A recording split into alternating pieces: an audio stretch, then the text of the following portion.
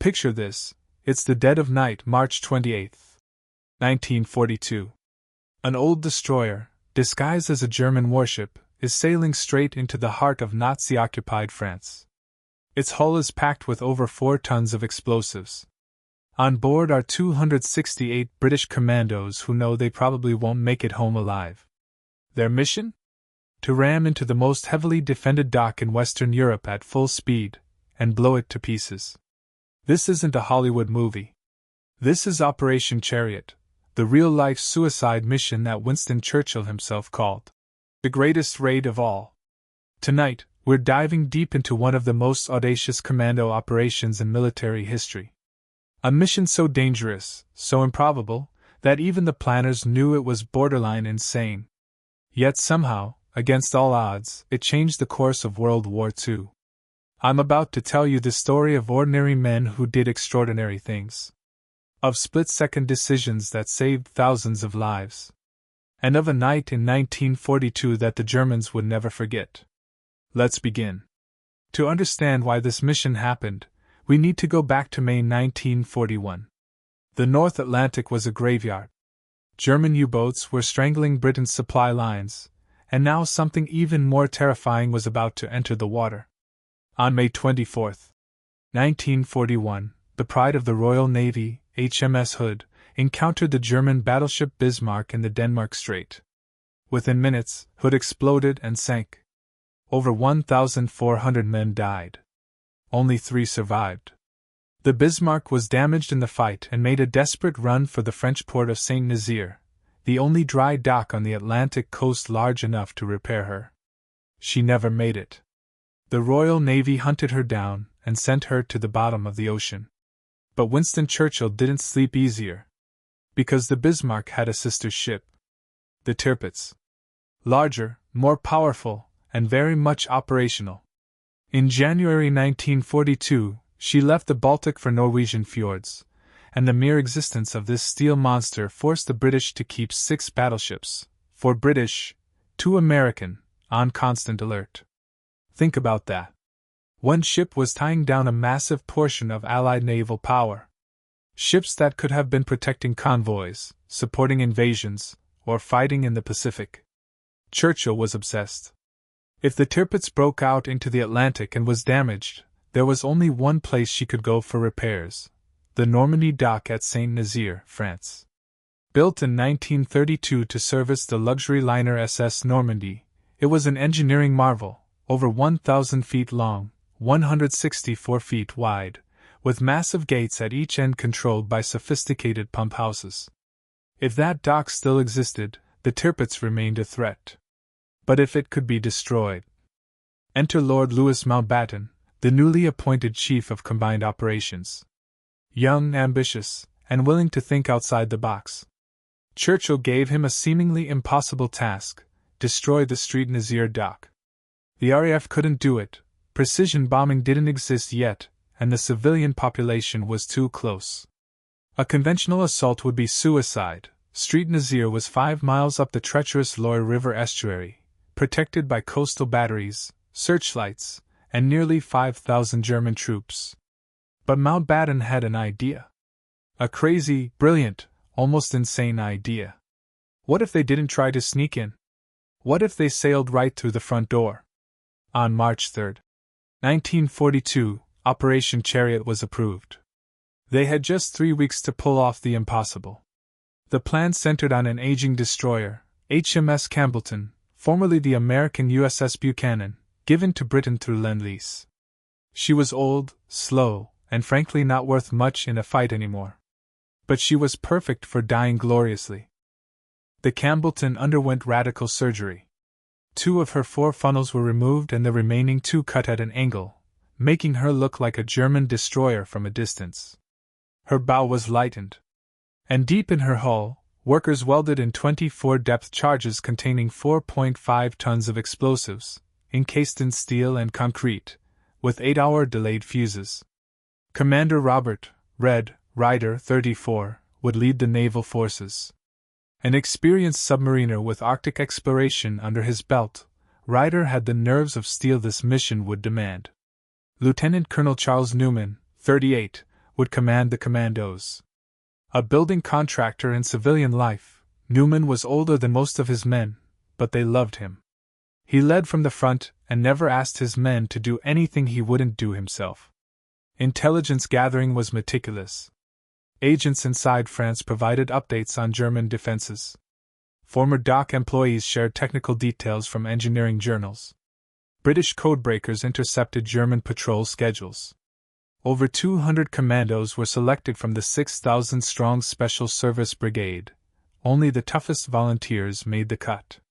They trained obsessively on demolition techniques, specifically tailored for destroying dock machinery. Captain Bill Pritchard, a Royal Engineers expert, taught them how to place charges on pump houses, winding gear, and lock gates. They practiced on mock-ups built to exact specifications, timing every movement down to the second. The plan called for Campbellton to ram the dock gates at full speed, driving deep into the structure.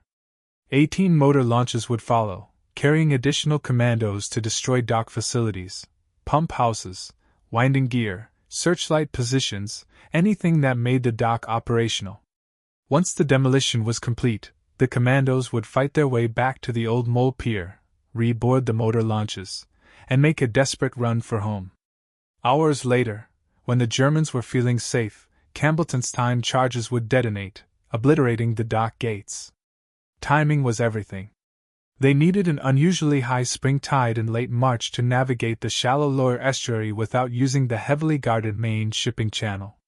The weather had to cooperate. The RAF would stage a diversionary bombing raid to distract German defenders, but if visibility was too poor, Churchill had ordered the bombing cancelled to avoid civilian casualties. As the men prepared, many wrote final letters home. They weren't naive. Everyone knew the odds. Estimates suggest they expected 50% casualties at best. But not one man backed out. At 2 p.m. on March 26, 1942, 19 vessels slipped out of Falmouth Harbor in southwestern England. HMS Campbellton, 18 motor launches, and 3 destroyers serving as escorts. Over 600 men were sailing toward one of the most defended ports in Nazi Europe. The voyage was tense. They sailed a deceptive course, as if heading to Gibraltar or further south. German U-boat U-593 spotted them on March 27 and radioed their position to headquarters but didn't attack. The British fired back and dropped depth charges, watching the submarine dive and disappear. Then they encountered French fishing boats. Were German observers aboard? Commander Ryder sent his escort destroyers to investigate, knowing the Germans sometimes planted spies on French vessels. The fishing boats checked out, but it was another close call. As darkness fell on March 27, the men checked their weapons one last time. Commandos blackened their faces. Engineers verified their explosive charges. Naval gunners loaded ammunition. At midnight they entered the lower estuary. 5 miles of narrow, treacherous water lay ahead. Shallow mudflats and sandbanks flanked both sides. One navigation error could ground them. German coastal batteries lined the shores. Searchlight positions dotted the landscape. Over 40 artillery pieces covered the approaches, from 20mm flak guns to massive 280mm naval rifles. And inside Street Nazaire itself? 5,000 German troops, most stationed around the submarine pens and dock facilities. Campbellton and her escorts crept forward at 12 knots, maintaining radio silence. Every man was at action stations. In the engine room, stokers sweated over the boilers. On the bridge, navigators guided them through the darkness using barely visible landmarks. German radar picked up the convoy, but operators dismissed it as likely Allied bombers heading inland. The motor launch's small profiles barely registered. Then, at 1:22 a.m. on March 28, searchlights suddenly blazed to life, catching the flotilla in brilliant beams of white light. They'd been spotted. The Germans were waking up. In a desperate gamble, Campbellton ran up German naval flags and flashed recognition signals that British intelligence had captured weeks earlier. A German signalman on shore challenged them. "What ship?" The British signalman aboard Campbellton coolly replied in German. "Damaged ship seeking harbor." Request permission to proceed. The Germans hesitated. Could this be one of their own ships returning from a convoy raid? The recognition codes were correct. For 5 precious minutes, the Germans held their fire. The convoy crept closer. 1 mile from the dock. Half a mile. A quarter mile. Then a German officer at shore battery realized something was wrong. The ship's silhouette didn't quite match. The motor launches following behind weren't German types. At 1:28 a.m., every German gun in St. Nazaire opened fire at once. The night exploded into chaos. Searchlights locked onto Campbellton from a dozen positions. Tracer fire arced through the darkness like deadly fireworks.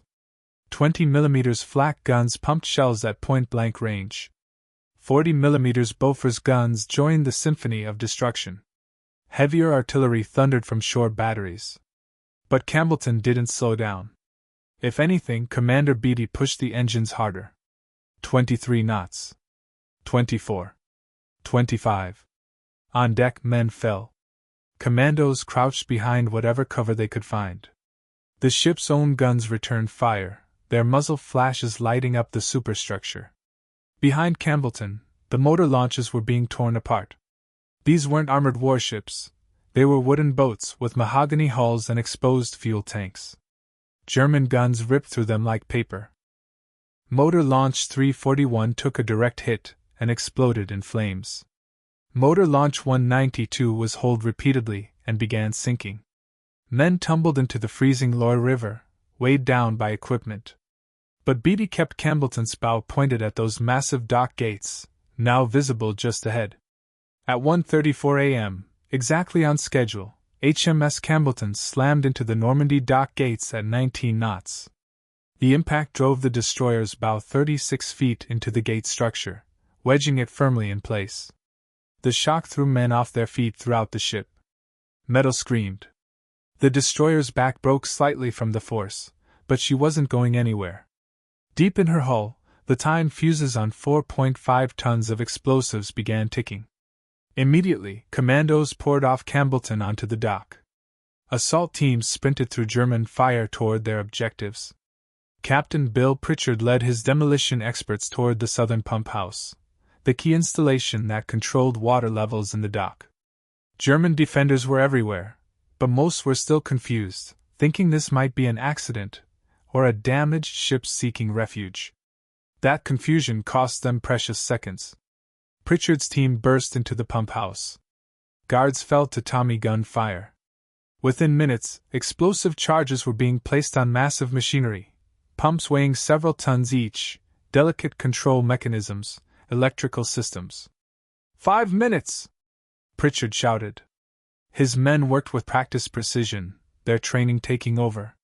Wire leads were connected. Fuses were set.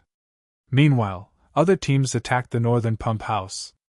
Another group assaulted the winding house that controlled the lock gates. A third team destroyed searchlight installations and anti-aircraft positions. But German reinforcements were pouring in now, recovering from their initial shock. Machine gun nests opened up from the submarine pens across the basin. Infantry squads moved to cut off escape routes. At 1:50 a.m., the pump houses exploded in a series of massive detonations. Secondary explosions ripped through the machinery. 100 years of German engineering excellence was reduced to twisted metal in seconds. The primary objectives were complete. But now came the hard part, getting out alive.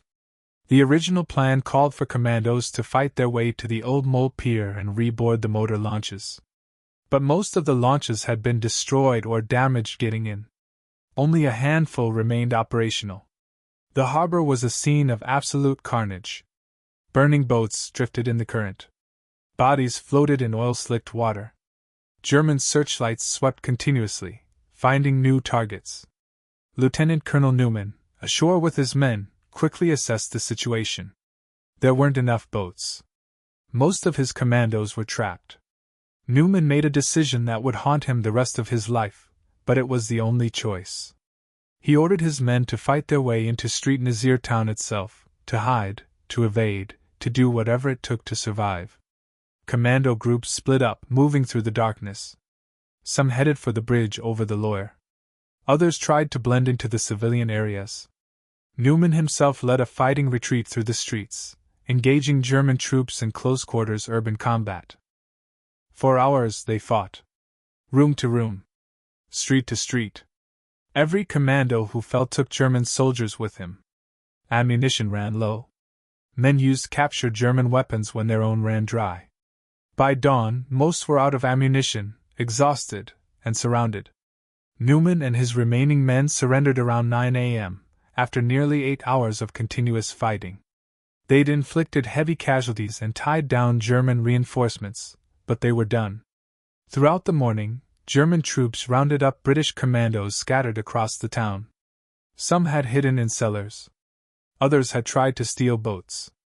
5 would eventually make it to Spain, then Gibraltar, then home, but that's another incredible story. But the raid wasn't over. HMS Campbellton sat wedged in the Normandy dock gates all morning and into the afternoon of March 28. German officers boarded her, amazed at how far the destroyer had driven into their impregnable dock. They found abandoned weapons, British equipment, even some personal effects. Naval architects examined the damage to the gates. Engineers discussed how to remove the wreck. By noon, over 40 German officers and French dockyard workers were aboard or near Campbellton, assessing the situation. They'd found some of the hidden explosives but didn't realize the full extent of what was concealed in the hull. The time fuses had been set for 8 hours after impact. That meant detonation around 9:30 a.m. But the fuses were notoriously unpredictable. They could go off early or late by several hours. German commanders were actually feeling good. Yes, the British had damaged some machinery, but nothing that couldn't be repaired. They'd killed or captured most of the raiders. It was a defensive victory. At 10:35 a.m., 5 hours after the ramming, HMS Campbellton exploded. 4.5 tons of high explosives detonated with apocalyptic force. The blast waves shattered windows across Street Nazaire. The sound was heard 20 miles away. A mushroom cloud of debris, water, and metal rose hundreds of feet into the air. The massive Normandy dock gates, 35 feet thick, made of reinforced concrete and steel, disintegrated. The entire southern caisson was destroyed. The structure of the dock itself cracked in multiple places. Everyone on or near Campbellton died instantly. Over 360 Germans and French workers were killed in the blast. Dozens more were wounded by flying debris. Panic swept through Street Nazaire. Were there more bombs? Would the British attack again? German troops fired randomly at shadows, killing some of their own men and several French civilians in the chaos. Hours later, more explosions. Some of the motor launches had placed torpedoes against ships and dock facilities with delayed fuses. These now detonated, adding to the German paranoia. British reconnaissance aircraft flew over Street Nazaire on March 30th. The photographs showed complete success. The Normandy dock was obliterated. That massive southern gate was simply gone. Hitler was furious. Later that year, he issued the infamous Commando Order, a decree that any captured Allied commandos could be executed without trial. It was a war crime, and while not universally enforced, it led to atrocities later in the war. But his rage couldn't repair the dock. German engineers assessed the damage and delivered bad news. The Normandy dock wouldn't be operational for years. In reality, it wouldn't be fully repaired until 1948, 3 years after the war ended. The Tirpitz never entered the Atlantic. She spent the rest of her operational life lurking in Norwegian fjords, occasionally threatening convoys but never risking open water. In November 1944, the RAF finally sank her with special bombs. The mission had worked. One night. One destroyed dock. And Germany's most powerful surface ship was neutralized.